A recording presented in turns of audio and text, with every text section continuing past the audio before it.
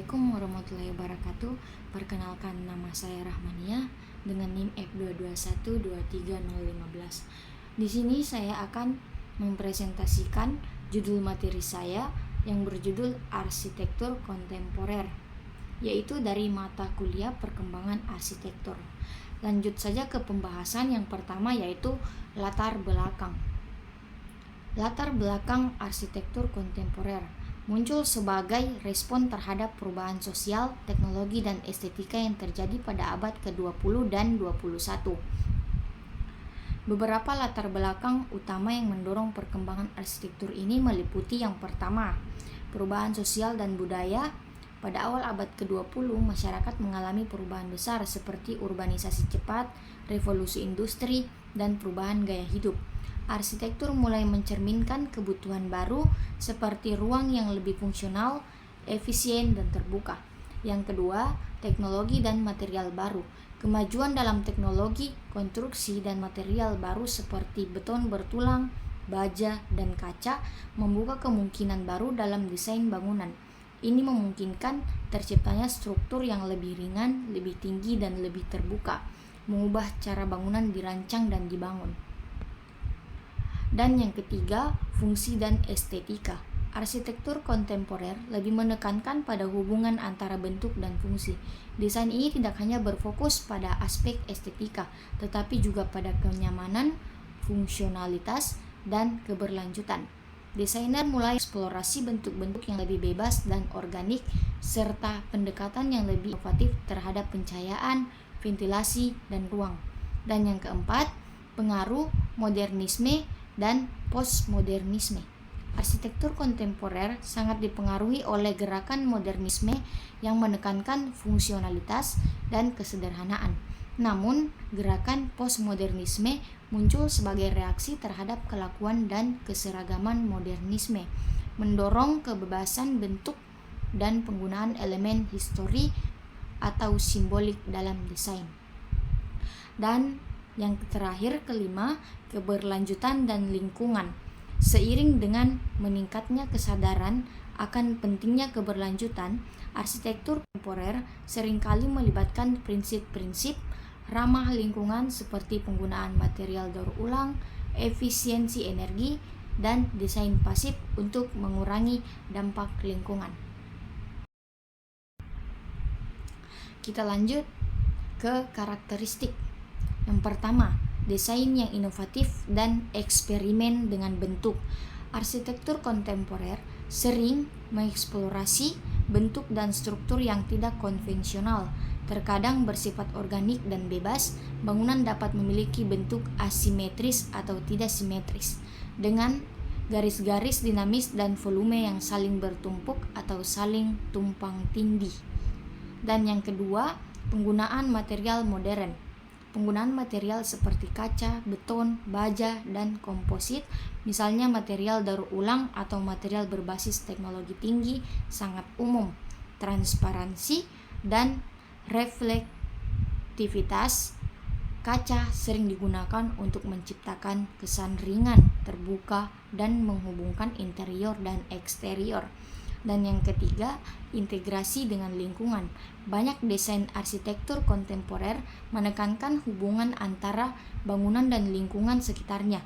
Desain ini dapat melibatkan penciptaan ruang terbuka yang mengalir dengan alam atau memperhatikan faktor iklim setempat. Dan yang keempat, fungsionalitas dan efisiensi ruang. Arsitektur kontemporer sangat menekankan pada efisiensi ruang dengan desain yang fungsional dan tidak berlebihan. Biasanya ini termasuk penciptaan ruang terbuka yang fleksibel. Dan yang kelima, minimalisme dan kesederhanaan. Banyak desain arsitektur kontemporer cenderung menggunakan prinsip minimalis dengan fokus pada kesederhanaan bentuk dan penghindaran ornamen berlebihan. Dan yang keenam, terakhir, teknologi canggih dan desain digital. Arsitektur kontemporer memanfaatkan teknologi digital dalam proses desain, mulai dari perangkat lunak, desain berbantuan komputer atau CAD, hingga teknologi pemodelan informasi bangunan BIM. Kita masuk ke ciri-ciri bentuk. Yang pertama, bentuk simetris. Seperti kita lihat di gambar, arsitektur kontemporer seringkali menghindari simetri yang kaku dan lebih memilih bentuk asimetri atau bebas. Bangunan dapat memiliki garis dan volume yang tidak seimbang, menciptakan kesan dinamis dan menarik. Dan yang kedua, penggunaan garis lurus dan geometri yang sederhana. Garis lurus tetap menjadi elemen dominan dalam arsitektur kontemporer. Desain sering menggunakan kesederhanaan dan kecanggihan melalui garis-garis yang bersih dan bentuk-bentuk geometris yang sederhana. Dan yang ketiga, bentuk organik dan bebas. Banyak bangunan kontemporer yang menggunakan bentuk organik dengan lekukan halus dan kurva yang tidak teratur. 4. Transparansi dan keterbukaan. Penggunaan kaca dalam desain bangunan adalah salah satu ciri khas penting. Dinding kaca besar atau jendela besar sering digunakan untuk menciptakan tampilan terbuka dan transparan. Bisa kita lihat di gambarnya ya yang di samping. Ciri-ciri bentuk yang kelima, eksperimen dengan volumetrik dan tumpukan. Bentuk-bentuk arsitektur kontemporer seringkali menampilkan volume yang saling bertumpuk atau terpisah, menciptakan kesan dinamis. Dan yang keenam, kontras antara material. Arsitektur kontemporer seringkali menampilkan kontras yang mencolok antara sebagai material, misalnya kombinasi antara beton kasar dan kaca transparan atau kayu dan logam. Langsung kita lanjut ke contoh kasus yang pertama ya, The Shard yang berada di London, Inggris. The Shard adalah gedung pencakar langit tertinggi di Inggris dengan bentuk puncak tajam yang menyimbolkan pecahan kaca yang bertujuan menembus langit, bentuk piramidal, dan ujung lancip dari gedung ini memberikan kesan futuristik. Dan contoh kasus kedua yaitu di Sydney Opera House yang berada di Australia. Meskipun dibangun pada pertengahan abad ke-20, Sydney Opera House masih menjadi contoh arsitektur kontemporer yang sangat ikonik. Dengan bentuk tempurung yang menyerupai layar kapal, desain ini sangat inovatif pada masanya. Dan yang contoh ketiga, The Burj Khalifa yang berada di Dubai.